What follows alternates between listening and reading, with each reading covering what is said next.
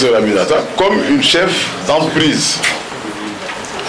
Parce que lorsqu'elle est venue me voir pour m'expliquer le concept, je lui ai dit, Aminata, c'est très bien, je suis sûr que tu vas réussir, mais tu vas te heurter à des obstacles. Si tu es déterminé et que tu te bats, tu passeras. Si tu n'es pas déterminé, les gens auront réussi à te piquer ton projet et ensuite ils vont le dévoyer et il n'en sortira rien. Mais ils auront eu au moins le plaisir de dévoyer ton projet et éventuellement même de récupérer des sous au passage. Donc voilà ce qu'il faut faire, ça. Bon, au moins elle m'écoute. Peut-être qu'elle m'a donné ce rôle de grand frère. Et donc, l'autre élément important, c'est que malgré tout ce qui avait été fait, Aminata avait du mal à expliquer à M. le Président de la République le projet. Heureusement, on se retrouve tous ensemble à Dubaï à une grande conférence. Je vois le président arriver, elle me dit, mais grand frère, le président, j'ai dit, c'est pas compliqué, je l'ai pris par la main, j'ai pris la main du président, j'ai dit, il faut que vous la receviez, parce que le projet qu'elle a, il est très important. Le président me dit, ah bon? J'ai dit, oui. Il me dit, bon, écoute, elle n'a qu'à venir, on va... Et c'est comme ça, il faut être déterminé et dire ce qu'on a à dire, parce que c'est pour le plus grand bien du Sénégal. Et vraiment, ce qu'elle est en train de faire ici, et vous l'avez constaté, parce que quand j'ai dit que le film suffisait, je le disais sincèrement, Ibrahim qui me connaît bien a raison, je l'ai dit spontanément parce que je ne pense pas qu'on puisse aller au-delà de ce qu'on a vu, puisque l'objectif c'était, dans des conditions extrêmement difficiles, d'arriver à monter ce projet et à identifier des acteurs, à les accompagner et à avoir des résultats. Bon, je ne sais pas si vous faites gagner beaucoup d'argent à Mansour, et vous-même si vous êtes devenu millionnaire, mais je vous le souhaite. Parce que c'est ça le but de l'exercice, c'est la création de richesses pour vous-même et pour votre pays. Donc, considérez que ce projet et cette couveuse, ce n'est qu'un passage. Après, c'est à vous de relever les défis.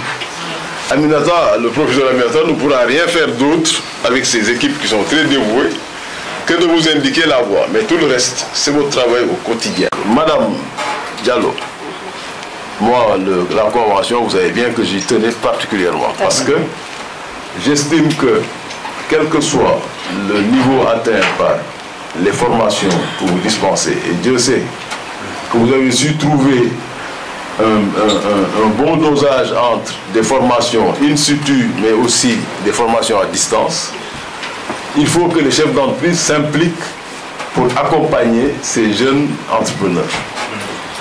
Parce que, j'allais dire, c'est même une question de générosité. Si nous sommes passés par des chemins qui étaient très difficiles, mais si Dieu a permis que nous arrivions où nous en sommes, pour remercier Dieu, et là je parle en musulman, c'est de nous tourner vers ceux qui n'ont pas encore atteint notre niveau et de les aider à l'atteindre. Et c'est comme ça que nous pouvons remercier Dieu de nous avoir fait de nous ce que nous sommes. Et c'est extrêmement important. C'est cette générosité-là qui fera avancer un pays. Un pays n'avance pas si les gens ne sont pas généreux entre eux. Si ceux qui savent ne dispensent pas de reconnaissance à l'endroit de ceux qui ne savent pas, si ceux qui possèdent ne donnent pas à ceux qui n'ont rien, un pays ne se développe pas, un pays ne marche pas.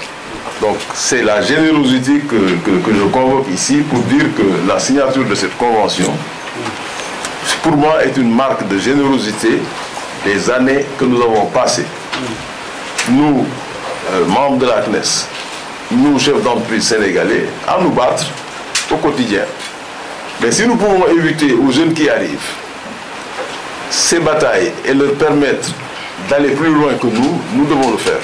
Et nous sommes prêts à le faire, ça je le dis. Un autre élément qui est important, c'est que vous avez beaucoup de chance, ma chère petite sœur.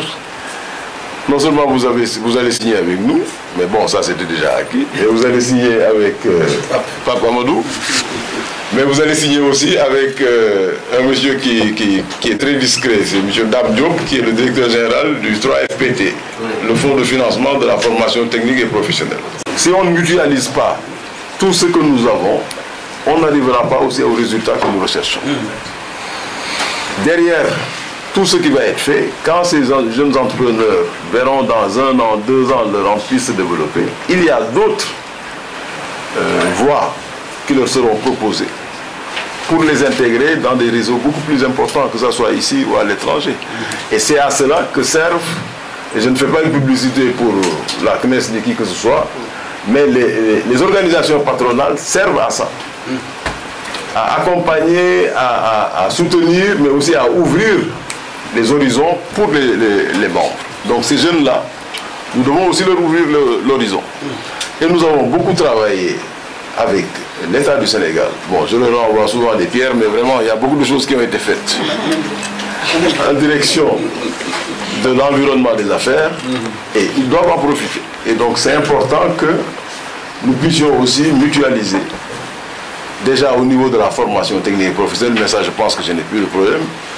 Mutualiser au niveau de l'entrepreneuriat, parce que Pape Amadou, là aussi vous avez la chance d'avoir un jeune, entre guillemets, qui vient du ministère des Finances. Parce que bien des années après, quand je l'ai retrouvé au ministère des Finances, j'ai trouvé aussi un garçon très pugnace sur un projet. Il m'a attaqué frontalement. J'ai dit, bon, ça au moins, il y a du répondant au ministère. Ça, c'était très bien. Donc, franchement, je crois que Mme Diallo, vous allez être un peu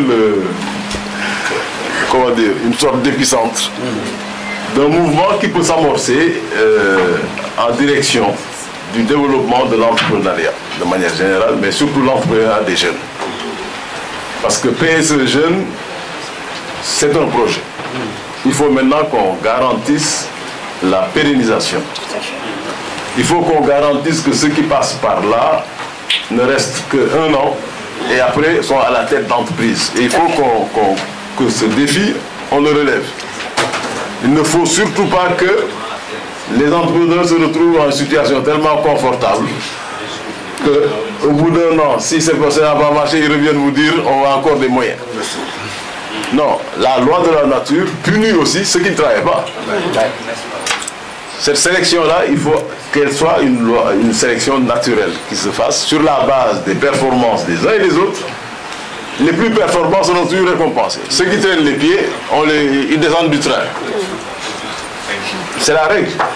Pour le reste, voilà, nous avons nos grands patrons de la CNES, certains membres du bureau qui sont là, M. Riyad Boukaroum. Bon, le jeune qui est avant Riyad Boukaroum, c'est son père qui est un des présidents d'honneur de la CNES. C'est le fils de M. Ibou Ndiaye de Soweco, mais c'est lui qui est en train de prendre le relais, pas plus. M. Babacar Ndiaye, qui est aussi vice-président, et c'est le président du COSEC. Mais avant d'être président du COSEC, c'est un entrepreneur qui est très investi dans le secteur de l'assainissement. Derrière lui, il y a... Oui, oui, non. M. Sec qui est élu dans le secteur justement pétrole. Donc, je crois qu'il pourra donner des cours si vous avez besoin de quelqu'un. Exactement. La même chose aussi pour M. Diop.